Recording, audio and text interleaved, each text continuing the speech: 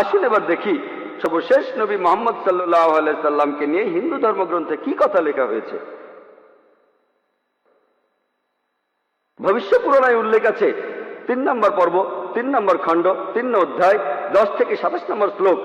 বলা হয়েছে যে ম্লেচ্ছরা তারা আরবের ভূমিকে অপবিত্র করেছে, আর্য ধর্মকে সেখানে খুঁজে পাওয়া যায় না। এখানে কিছু শত্রু ছিল যারা অতীতে পরাজিত হয়েছে, কিন্তু এখন আরো শক্তিশালী শত্রু উপস্থিত হয়েছে। আমি একজন মানুষকে পাঠাবো যার নাম হবে মুহাম্মদ সাল্লাল্লাহু আলাইহি সাল্লাম।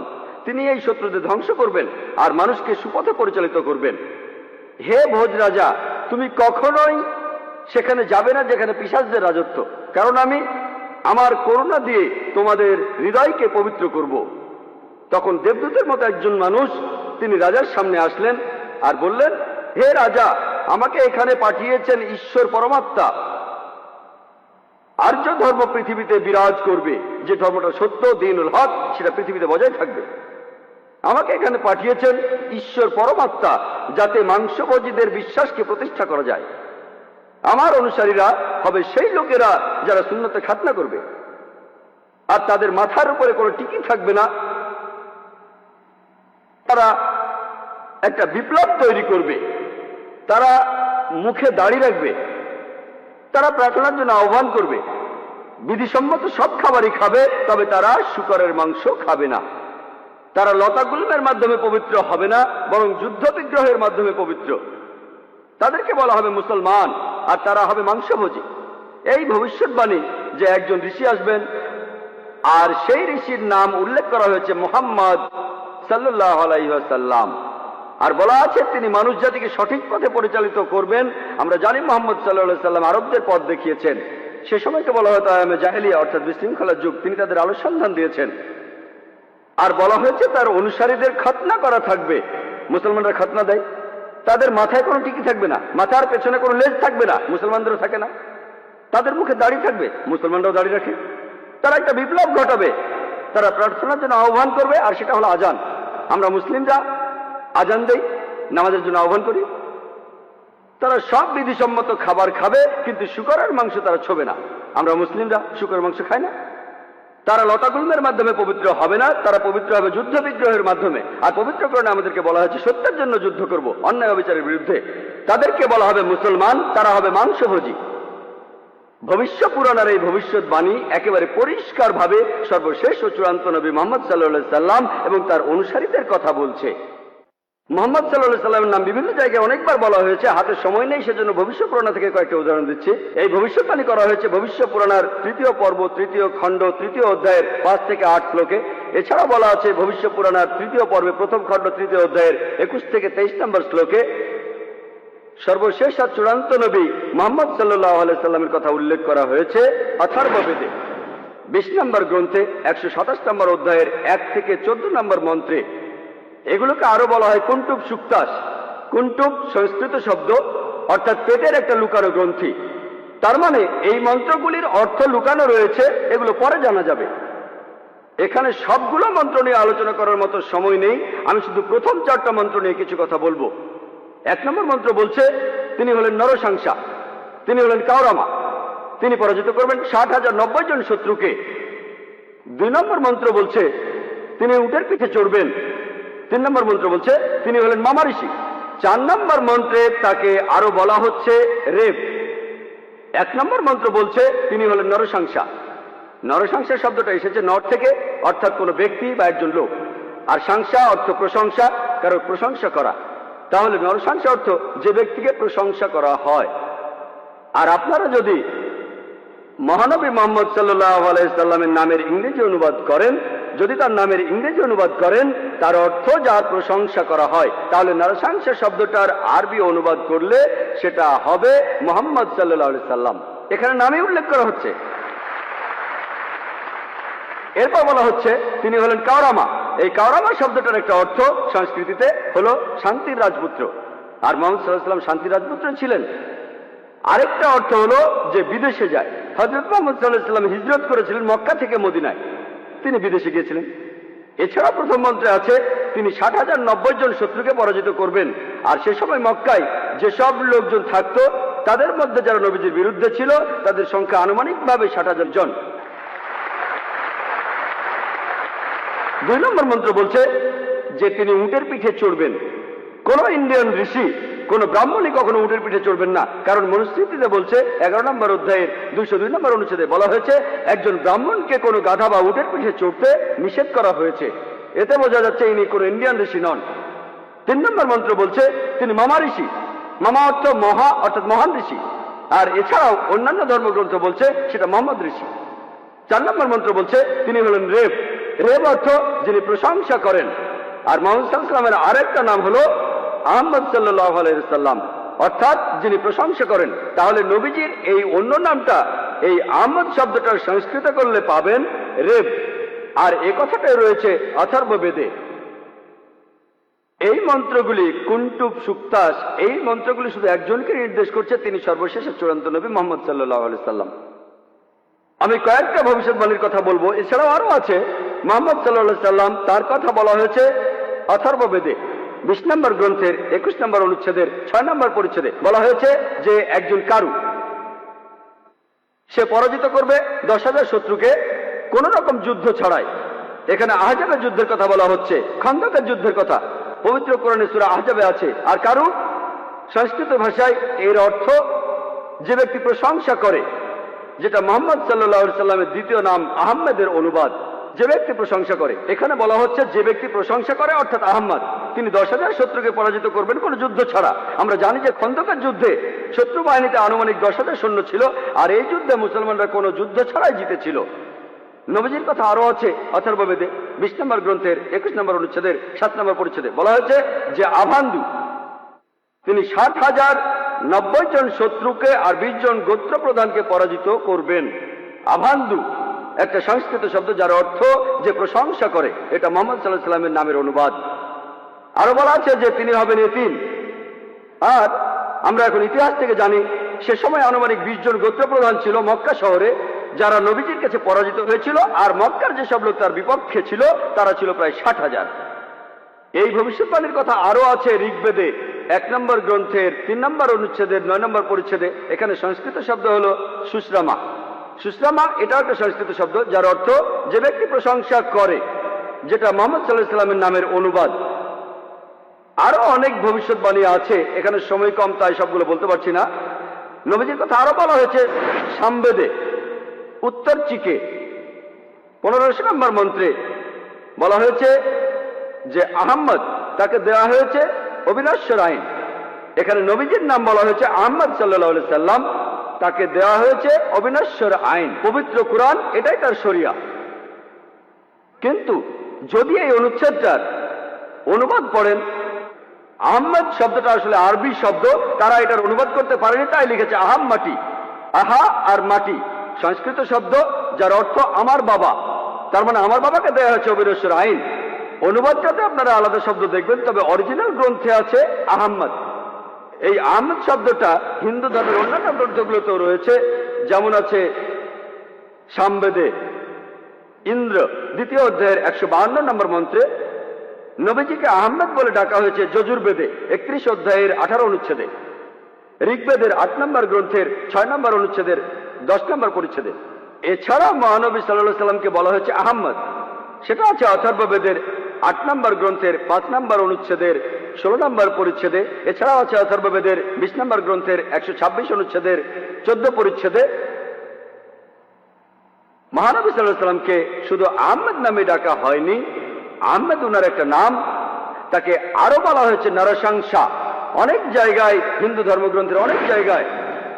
আর আমি আগেও বলেছি যে নরসংসা শব্দটা এসেছে নর থেকে, যার অর্থ একজন মানুষ বা একজন ব্যক্তি। আর সংসা যার অর্থ প্রশংসা, প্রশংসা করা। তাহলে নরসংসা অর্থ যে ব্যক্তির প্রশংসা করা হয়। এটাই হলো সর্বশেষ চূড়ান্ত নবী মুহাম্মদ সাল্লাল্লাহু আলাইহি সাল্লামের নামের সঠিক ইংরেজি অনুবাদ।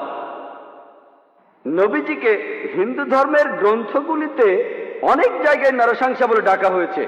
ঋগ্বেদের 1 নম্বর গ্রন্থের 13 নম্বর অনুচ্ছেদের 3 পরিচ্ছেদে, ঋগ্বেদের 1 নম্বর গ্রন্থের 18 অনুচ্ছেদের 9 পরিচ্ছেদে, ঋগ্বেদের 1 নম্বর গ্রন্থের 106 নম্বর অনুচ্ছেদের 4 পরিচ্ছেদে, ঋগ্বেদের 1 নম্বর গ্রন্থের 142 নম্বর অনুচ্ছেদে 3 পরিচ্ছেদে, ঋগ্বেদের 2 নম্বর গ্রন্থের 3 অনুচ্ছেদের 2 পরিচ্ছেদে, ঋগ্বেদের 5 নম্বর গ্রন্থের 5 অনুচ্ছেদের 2 নম্বর পরিচ্ছেদে, ঋগ্বেদের 7 নম্বর গ্রন্থের 2 অনুচ্ছেদের 2 নম্বর পরিচ্ছেদে, ঋগ্বেদের 10 নম্বর গ্রন্থের 64 অনুচ্ছেদের 3 পরিচ্ছেদে, ঋগ্বেদের 10 নম্বর গ্রন্থের 182 নম্বর অনুচ্ছেদের 2 নম্বর পরিচ্ছেদে, যজুর্বেদের 21 নম্বর অধ্যায়ের 31 অনুচ্ছেদে, যজুর্বেদের 21 নম্বর অধ্যায়ের 55 নম্বর অনুচ্ছেদে, যজুর্বেদের 20 নম্বর অধ্যায়ের 37 অনুচ্ছেদে, যজুর্বেদের 20 নম্বর অধ্যায়ের 57 নম্বর অনুচ্ছেদে, যজুর্বেদের 28 অধ্যায়ের 2 অনুচ্ছেদে, যজুর্বেদের 28 অধ্যায়ের 19 অনুচ্ছেদে, যজুর্বেদের 28 অধ্যায়ের 42 নম্বর অনুচ্ছেদে। এখানে শুধু রেফারেন্সগুলোই অনেকক্ষণ বলা যাবে। যেখানে নবী মুহাম্মদ সাল্লাল্লাহু আলাইহি ওয়াসাল্লামের নাম উল্লেখ করা হয়েছে তাকে বলা হয়েছে নরশংসা, অনেক জায়গায় বলা হয়েছে হিন্দু ধর্মগ্রন্থের। শুধু হিন্দু ধর্মগ্রন্থে মুহাম্মদ সাল্লাল্লাহু আলাইহি ওয়াসাল্লাম সম্পর্কে কি বলা আছে তার উপরই আমি একটা লেকচার দিতে পারবো। আমি শুধু আরেকটা ভবিষ্যৎবাণীর কথা বলবো কল্কি অবতার সম্পর্কে। আর নবীজিকে কল্কি অবতার বলা হয়েছে ভগবত পুরাণায়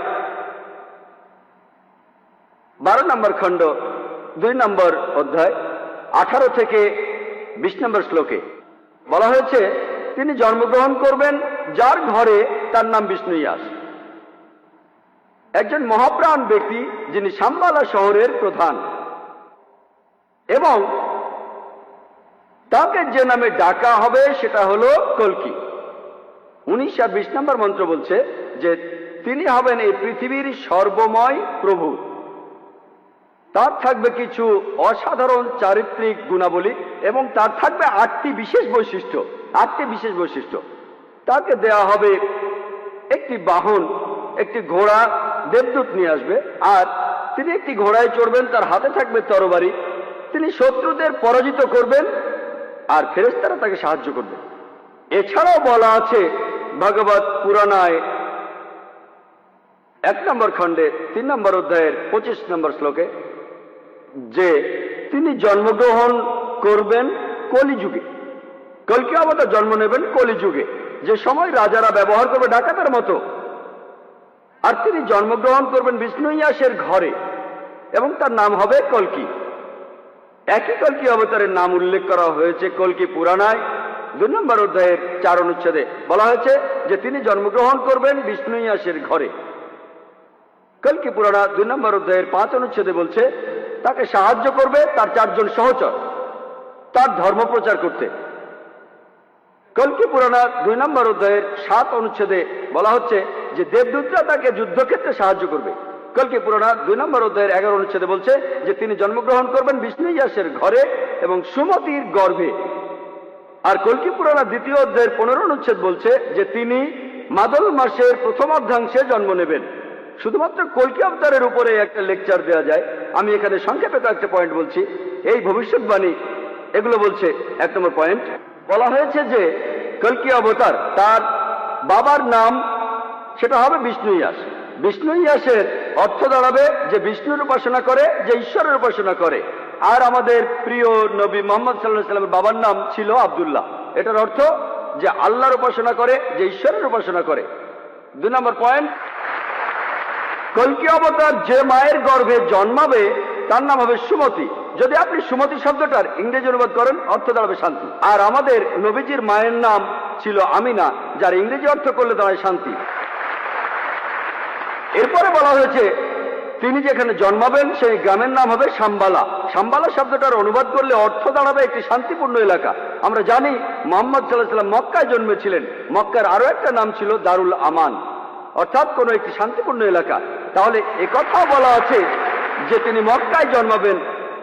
এছাড়া বলা আছে যে তিনি জন্মগ্রহণ করবেন শাম্বালা শহরের প্রধানের ঘরে।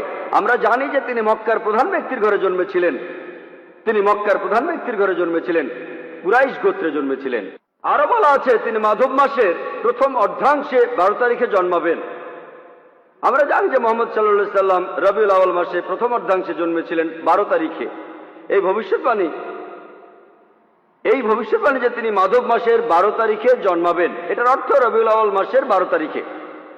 এছাড়া আরো বলা আছে যে এই কলকি অবতার তিনি হবেন সর্বশেষ ঋষি। ঠিক এই কথাটাই কোরআনে আছে, সূরা আহজাবের 40 নম্বর আয়াতে উল্লেখ করা আছে যে মা কানা মুহাম্মাদুন আবা আহাদিম মির রিজালিকুম ওয়ালাকিন রাসূলুল্লাহ ওয়া খাতামুন নবিয়্যিন ওয়া কানা আল্লাহু বিকুল্লি শাইইন আলিমা। এর অর্থ মুহাম্মদ সাল্লাল্লাহু আলাইহি সাল্লাম তোমাদের মধ্যে কোনো পুরুষের পিতা নহেন, বরং তিনি হলেন আল্লাহর রাসূল এবং তিনি হলেন এই পৃথিবীর চূড়ান্ত নবী, তিনি শেষ নবী। নিশ্চয়ই আল্লাহ সর্ববিষয়ে জ্ঞাত। আরো বলা আছে যে এই কলকি অবতার জ্ঞান আরোহণ করবেন পরশুরামের কাছ থেকে, অর্থাৎ মহান স্রষ্টা একটা পাহাড়ের উপর। আমরা জানি মুহাম্মদ সাল্লাল্লাহু আলাইহি সাল্লাম প্রথম আয়াতটা তিনি পেয়েছিলেন গারে হেরায়, জাবলে নূরে, অর্থাৎ নূরের পাহাড়ে, গারে হেরায়। এখানে আরো বলা আছে যে তিনি এরপর উত্তরে গিয়ে আবার ফিরে আসবেন। আমরা জানি মুহাম্মদ সাল্লাল্লাহু আলাইহি সাল্লাম মক্কা থেকে উত্তর হিজরত করে মদিনায় গিয়েছিলেন, তারপর মক্কা জয় করে ফিরে এসেছিলেন। আরো বলা আছে যে এই কলকি অবতার তিনি পুরো পৃথিবীর মানুষের জন্য একটি দৃষ্টান্ত। তার চরিত্র হবে একেবারে নিষ্কলঙ্ক। আল্লাহ পবিত্রকরণে বলছেন, সূরা কালামের 4 নম্বর আয়াতে উল্লেখ করা আছে যে অবশ্যই তুমি অধিষ্ঠিত হইবে সর্বোচ্চ মহান চরিত্রে। এছাড়াও বলা আছে যে কলকি অবতারের 8টি বিশেষ গুণ থাকবে। কলকি পুরাণা এবং ভাগবত পুরাণায় এই 8টি বিশেষ গুণ হল জ্ঞান, আত্মসংযম, অভিজাত বংশ, রিভিল নলেজ, সাহস, দানশীলতা, মহানুভবতা আর পরিমিত কথা। আর নবী মুহাম্মদ সাল্লাল্লাহু আলাইহি সাল্লামের এই 8টা গুণের সবগুলোই ছিল। এছাড়া আরো বলা আছে যে তিনি হবেন এই পৃথিবীর শিক্ষক। আল্লাহ পবিত্রকরণে বলছেন, আর সূরা সাবার 28 নম্বর আয়াতে উল্লেখ করা আছে, ওয়ামা আরসালনাকা ইল্লা কাফাতাল লিন-নাস বাশীরা ওয়া নাযীরা। আমি তো তোমাকে সমগ্র মানব জাতির জন্য প্রেরণ করিয়াছি তাহাদের সংবাদদাতা ও সতর্ককারী রূপে, কিন্তু অধিকাংশ মানুষই তাহা জানে না। এরপর আরো বলা আছে যে এই কলকি অবতার তাকে সর্বশক্তিমান ঈশ্বর একটি বাহন দেবেন। আমরা জানি মুহাম্মদ সাল্লাল্লাহু আলাইহি সাল্লাম তিনি বোরাকে চড়েছিলেন, বোরাকে চড়ে তিনি মিরাজে গিয়েছিলেন, আল্লাহর কাছে গিয়েছিলেন। আরো বলা আছে এই কলকি অবতার ঘোড়ায় চড়বে আর হাতে তরবারি থাকবে। আমরা জানি মুহাম্মদ সাল্লাল্লাহু আলাইহি সাল্লাম যত যুদ্ধ হয়েছিল বেশিরভাগ যুদ্ধে তিনি ছিলেন, বেশিরভাগ যুদ্ধ ছিল আত্মরক্ষার উদ্দেশ্যে। আর যদিও তিনি সবার নেতা ছিলেন, তবুও সব যুদ্ধেই তিনি ছিলেন, সেখানে ঘোড়ায় চড়েছিলেন আর তিনি ডান হাতে একটা তরবারি ধারণ করতেন। এরপর আরো বলা আছে যে এই কলকি অবতারকে সাহায্য করবে 4 জন সহচর, যাতে সত্যের ধর্ম তিনি প্রচার করতে পারেন। বোঝাই যাচ্ছে এখানে বলা হচ্ছে 4 খলিফার কথা, খোলাফায়ে রাশিদিন, হযরত আবু বকর, হযরত ওমর, হযরত ওসমান, হযরত আলী, আল্লাহ তাদের সবার উপর সন্তুষ্ট হন। পরে তারা হয়েছিলেন খোলাফায়ে রাশিদিন, সঠিক নির্দেশ পালনকারী, ইসলামের খলিফা, ইসলামকে ছড়িয়ে দিয়েছেন। আরো বলা আছে যে এই কলকি অবতার শত্রুকে পরাজিত করবে আর মানুষকে সঠিক পথে নিয়ে আসবে। আমরা জানি মুহাম্মদ সাল্লাল্লাহু আলাইহি সাল্লাম শত্রুকে পরাজিত করেছিলেন আর আরবদের তিনি আয়ামে জাহেলিয়া থেকে, অজ্ঞতার যুগ থেকে সত্যের পথে এনেছিলেন। আরেকটা কথা বলা আছে যে দেবদূতরা তাকে যুদ্ধের ময়দানে সাহায্য করবে। আমরা জানি মুহাম্মদ সাল্লাল্লাহু আলাইহি সাল্লামকে ফেরেশতারা বিভিন্ন যুদ্ধে সাহায্য করেছিলেন, যেমন বদরের যুদ্ধে। পবিত্র কোরআনেও আছে, সূরা আল ইমরানের 123 থেকে 25 নম্বর আয়াতে উল্লেখ আছে। এছাড়াও সূরা আনফালের 8 এবং 9 নম্বর আয়াতে উল্লেখ আছে। তাহলে এই কলকি অবতারের ভবিষ্যৎবাণীর সাথে আর কাউকে মেলানো যায় না, শুধু মেলানো যায় সর্বশেষ ও চূড়ান্ত নবী মুহাম্মদ সাল্লাল্লাহু আলাইহি সাল্লামকে।